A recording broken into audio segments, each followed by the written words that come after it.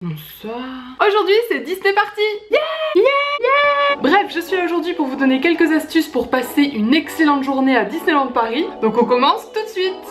To those who just joined us, welcome aboard the Disneyland Railroad. Je me suis tout noté dans un petit carnet histoire de rien oublier et comme vous pouvez le voir il y a des choses à dire donc on va se dépêcher. Avant Disney, la première chose que je vous conseille de faire c'est d'aller checker sur le site si l'attraction que vous voulez absolument faire est bien en état de marche, qu'il n'y a pas de rénovation ou trucs comme ça. Par exemple en ce moment l'attraction Space Mountain est en rénovation jusqu'à mi-juillet je crois, même fin juillet. Voilà, il y a des gens qui viennent vraiment limite que pour ça donc renseignez-vous bien avant. Ensuite, conseil numéro 2, acheter son billet en ligne à l'avance, comme ça vous perdez pas du temps le matin à faire la queue pour acheter votre billet. Vous pouvez aller soit sur le site officiel, quelquefois il y a des promos, ou alors grâce au CE de votre travail ou celui de vos parents vous pouvez bénéficier de réductions, ou alors encore le meilleur bon plan c'est de se tenir à l'affût des ventes privées parce que là les prix sont vraiment très intéressants. Par contre ce que je vous déconseille plus que tout c'est d'acheter votre billet sur Le Bon Coin parce que c'est truffé d'arnaques.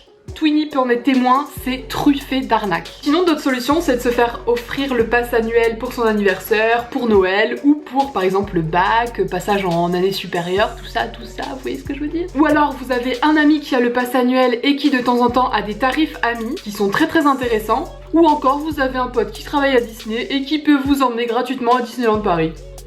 Pas mal. Ce que je vous conseille aussi c'est de télécharger à l'avance une application pour voir les temps d'attente pour les attractions. Vous avez soit l'application officielle qui s'appelle Disneyland Paris sur l'Apple Store, ou alors moi celle que je préfère elle s'appelle Magic Park pour Disneyland Paris. Moi je la trouve vraiment très lisible et je vous la conseille. Ensuite si vous voulez manger dans un restaurant dans le parc, ce que je vous conseille c'est de le réserver à l'avance sur le numéro spécial pour ça.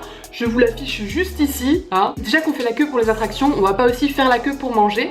Donc réservez à l'avance, comme ça vous êtes tranquille. Un site aussi que je vous conseille en attendant le grand jour pour avoir quelques conseils ou quelques astuces, c'est le forum Disney Central Plaza, où il y a plein de passionnés qui donnent plein d'astuces, qui répondent à vos questions très gentiment, ils sont vraiment géniaux. D'ailleurs si vous avez des enfants, ce que je vous conseille c'est de les déguiser dans le thème d'une attraction que vous aimez beaucoup, et grâce à eux vous pourrez faire coupe-fil et passer devant tout le monde. Et d'ailleurs le Memcaster, je crois qu'on dit comme ça, fera une petite phrase rigolote à votre enfant qui sera bien cool. Enfin, avant d'aller au parc, la veille, je vous conseille de vous préparer une petite tenue bien cool à base de Mickey et autres joyeusetés, mais qui reste quand même hyper confortable, histoire de passer une bonne journée, et aussi de vous préparer un sac à dos de préférence, où vous serez plus à l'aise avec un sac à dos qu'avec un sac à main, avec de l'eau, de la crème solaire, etc.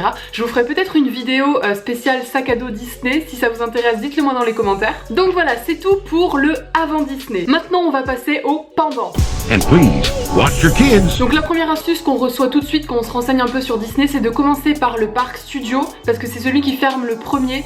Donc commencez par ces attractions là, et surtout Crush Coaster, mais on en reparle après. C'est le plus logique de faire comme ça. Ensuite ce que je vous conseille en arrivant c'est de tout de suite vous munir d'un programme et d'un plan du parc, pour voir tous les petits spectacles et toutes les petites animations qu'il y a tout au long de la journée dans les parcs. Et aussi pour pas vous perdre, hein. Ensuite mon troisième conseil, usez et abusez des fast-pass. N'hésitez pas, franchement ça rend la journée tellement plus agréable d'éviter de faire la queue pendant 40 minutes, 50 minutes, 60 minutes. C'est le bonheur. Ma quatrième astuce bien évidemment c'est de ne pas oublier de consulter la fameuse application que vous avez téléchargée pour voir le temps de file d'attente et aussi peut-être les attractions qui sont temporairement fermées pour cause de petits problèmes, histoire de pas traverser tout le parc pour rien, c'est pas mal. Et enfin mon petit bon plan c'est que si vous êtes dans la queue de Crush Coaster qui on le sait est très longue, ils ont sorti un petit jeu à faire pendant sur votre smartphone en fait. Vous vous connectez sur un wifi spécial et vous avez accès, dès que vous ouvrez une page internet, à un petit jeu dans le thème de l'attraction. Donc c'est bien cool pour patienter pendant. Donc après malheureusement je ne peux pas du tout vous parler de l'expérience hôtel etc là-bas puisque je ne l'ai jamais fait. Soit on a dormi chez la Twinnie, soit on s'était pris un hôtel pas du tout dans Disney pour pas que ça soit trop cher. En revanche je peux vous parler de l'après Disney.